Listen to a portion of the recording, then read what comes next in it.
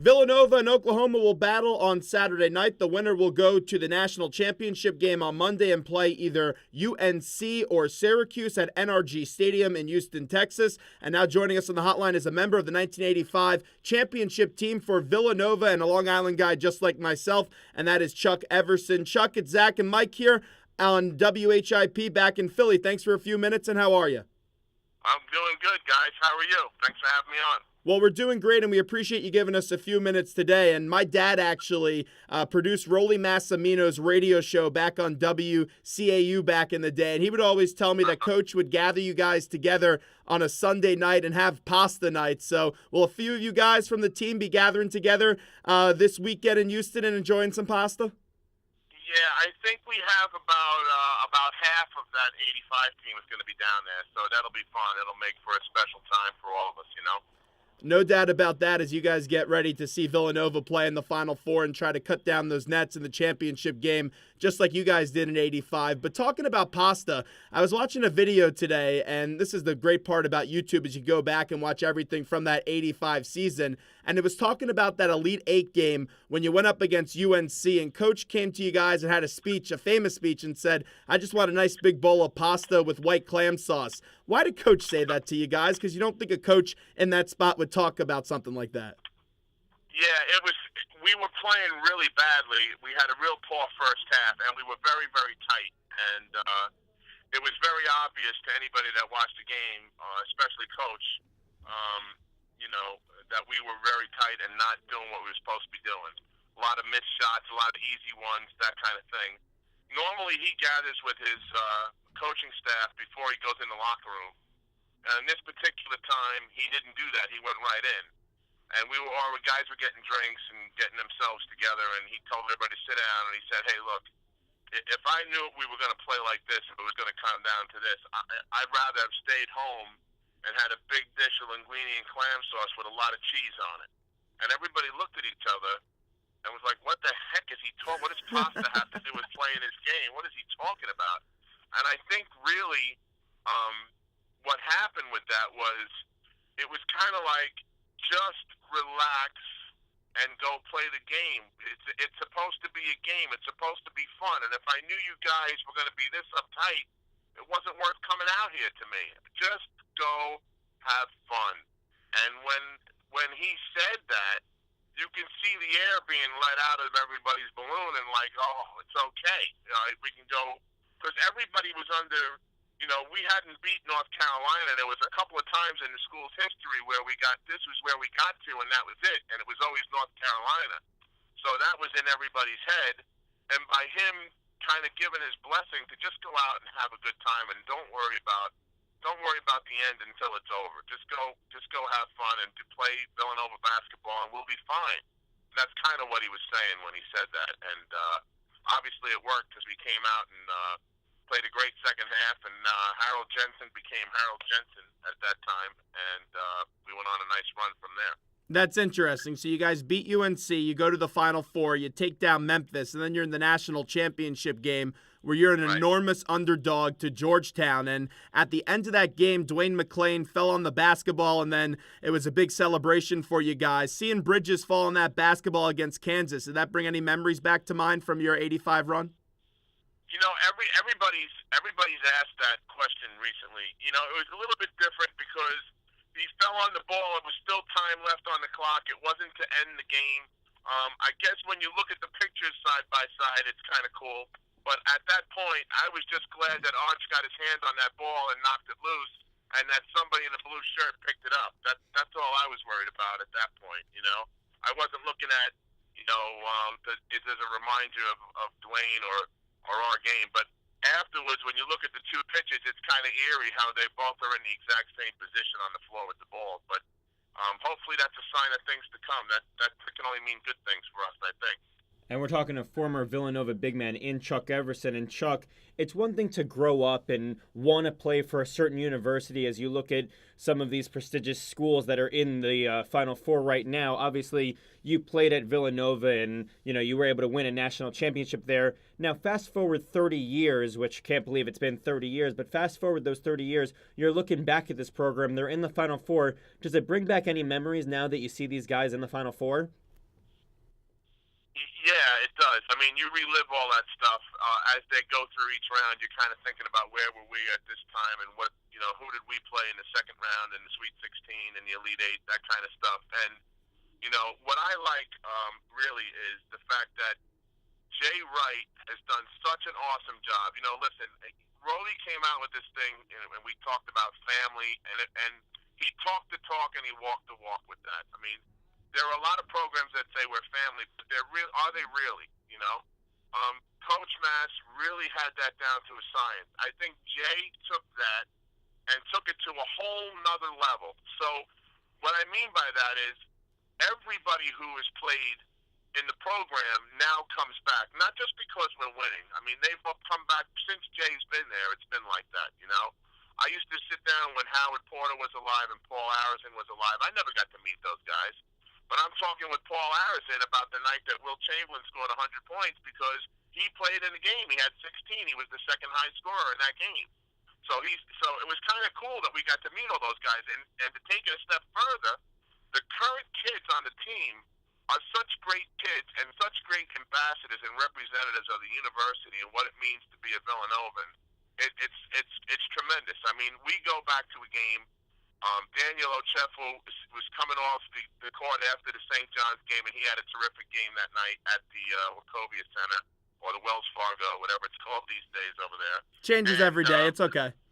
Yeah, and he comes off and he grabs me. He goes, well, "You're gonna go say hi to the guys, aren't you? You got to come in and say hi." So he brings me in the locker room, and the guys all come up to me, and they know who we are. We know who they are. And Daniel and I text once in a while. We talk to each other, and same with Arch. I talk to Arch when I see him, and Josh, and Chris Jenkins, and on down the line. I mean, they're all really, really great kids. And, it makes you really want to root for these guys. And I love how they play for each other and not worried about who's going to score the points. There's no selfishness at all. And it's really beautiful to see the game being played that way. And this Villanova team really has captivated this city by storm, especially with the professional sports not being as strong as in recent years. But getting back to your days, we mentioned a little bit about the pasta night and some of those kind of silly things. Anything superstitious your team did or anything special before some big games that your team partook in? Not really, but the one thing, if you noticed, if you watched the games, Coach Mass wore a blue suit in the first round of that particular venue, and he wore that tan suit in the second round, and we won. So the blue suit came out again. So he wore the blue suit when we played Dayton. He wore the tan suit when we played Michigan. He went back to the blue suit for Maryland because that was the first round in Alabama, Birmingham.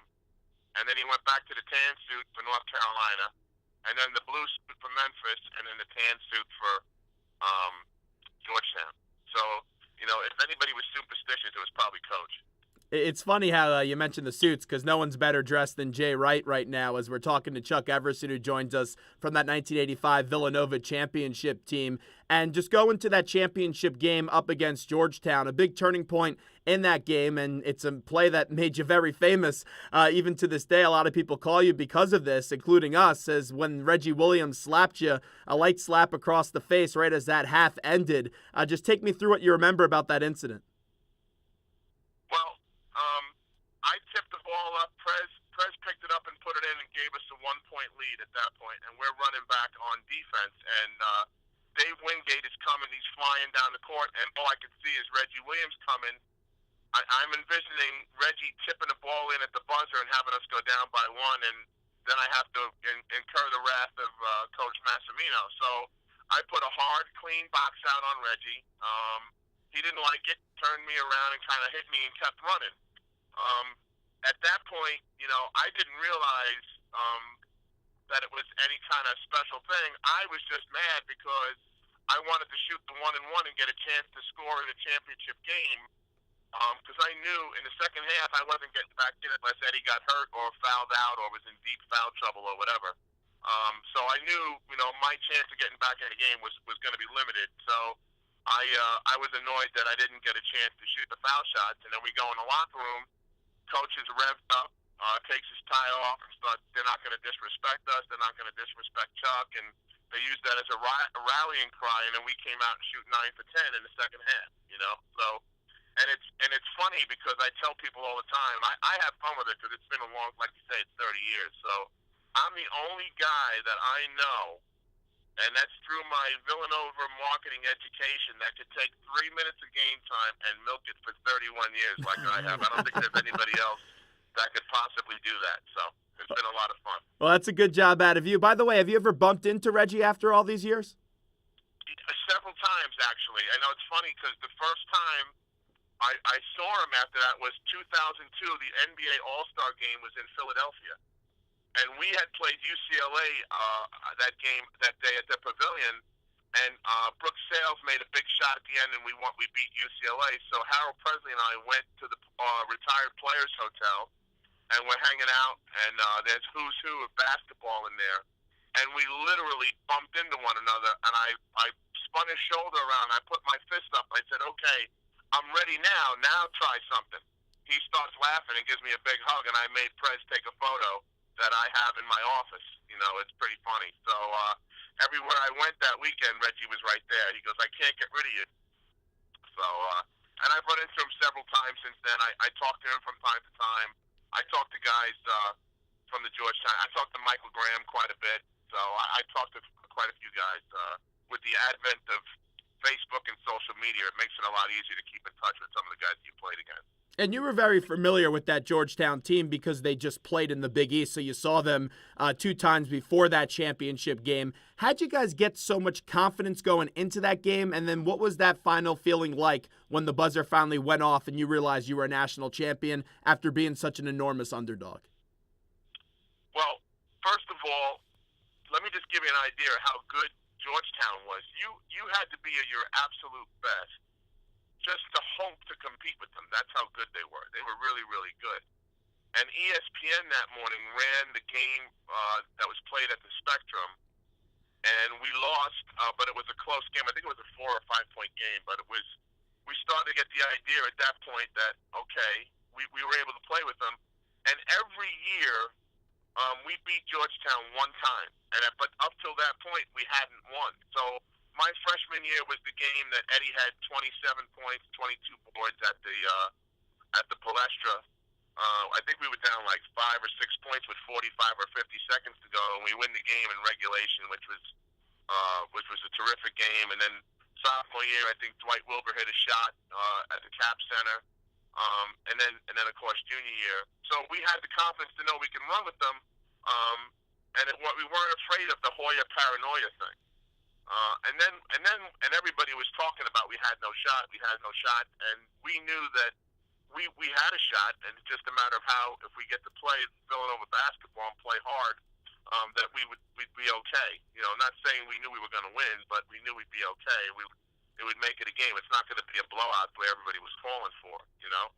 And then when it actually happened, to answer the second part of your question, when it actually happened, it was, I have never, ever, ever in my life been moved to tears out of pure joy in my life until then. I didn't even know that I had that in me as a person, you know, and I wish I could have bottled it up and saved some of that for a rainy day, because that was a feeling that you just cannot describe, especially the way it happened and being the big upset and everything.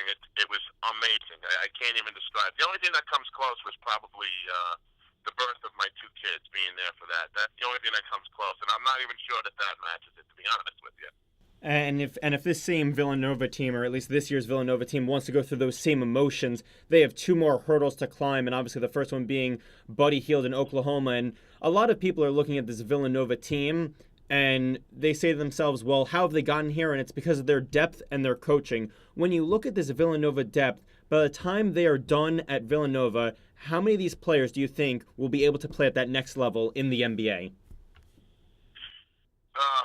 That's a tough question.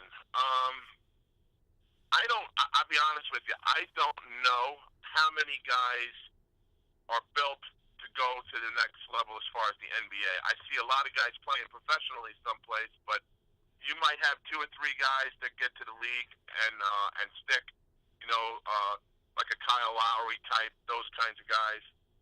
It's hard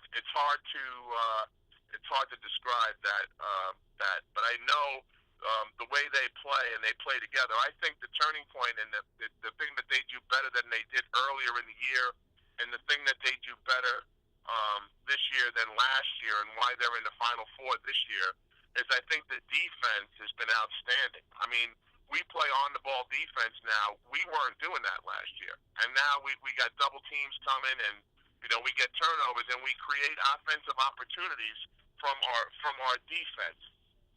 From our defense, we create offensive opportunities. So it's not just a one-trick pony anymore where we're relying so much on the three-point shot. We're getting a lot of things done through our defense, and I think that's been a big turning point for us this year. Chuck, do you see any similarities between this group and your group from 1985? Not really, because we were never.